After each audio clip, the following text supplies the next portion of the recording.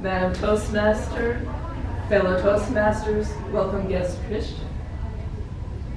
When my son turned 9, he gathered up his 40 teddy bears and packed them away.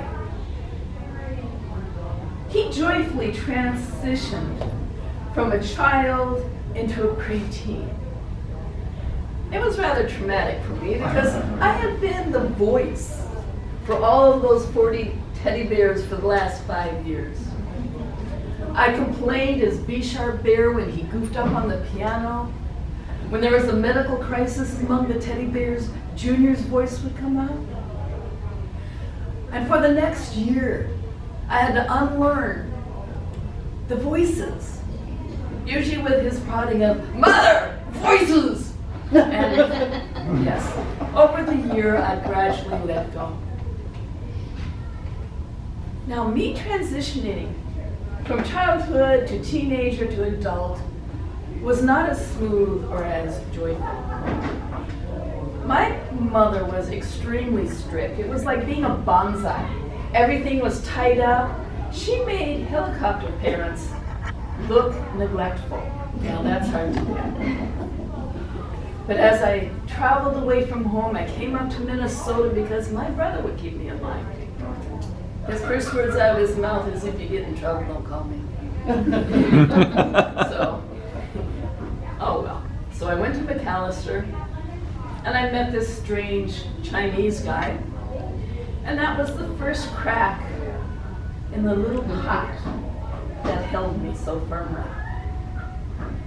And I realized, looking back, how closely we cling to our pasts, how we are afraid to do those steps forward. Because the past, if we live in the past, it's a limitation. We have to let it go to step forward, to step into new potential, to step into new dreams, to step into a bigger, fuller life. And that's not always easy. It takes a little bit of courage every step of the way. Now, letting go is not a sign of weakness. You don't have to hold on to all those memories, all those good and bad memories of the things that happened to you. In fact, if something happened to you that was not good, it's better to just let it go away. Tim Gard, he's a comedian, and he has a thing where he says, "Bummer, let it go." And that's my new mantra, bummer, let it go. Now, if something good happens, it goes, woohoo! If you ever get a chance to watch him, I would advise you to watch him. But I had a woohoo moment this last week. I was in Las Vegas, and I took a class with the three comedians, Butch Bradley, Chris McGuire, and Darren McCrory. And we had a chance to write jokes and get up on stage and make a fool of ourselves. Because when you're trying something new, you're probably not very good at it. But it doesn't matter. As long as you're trying something new and you're going forward and you're going to try, it doesn't matter. It's just another little crack in the pot. And your roots get a little bit wider and a little bit stronger, and it carries you forward a little bit more. It's those moments of discomfort where we learn our true potential, what we can do. And many times we surprise ourselves. I've had moments of, I can't do that. I don't want to even try.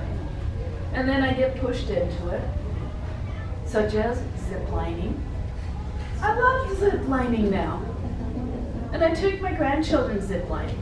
I don't let them be afraid because they're already too young to know to be afraid. So you start them young, you push them off the edge, and they're fine. I'm not my mother. I'm the grandmother that is always trying to push them farther. So think about your pot. Is it too small? Is it too small for your roots? Does it nourish you or not? Because each time you crack that pot and make it a little bit bigger, you're making yourself a little bit bigger, a little bit freer. So crack those pots. Madam Toastmaster.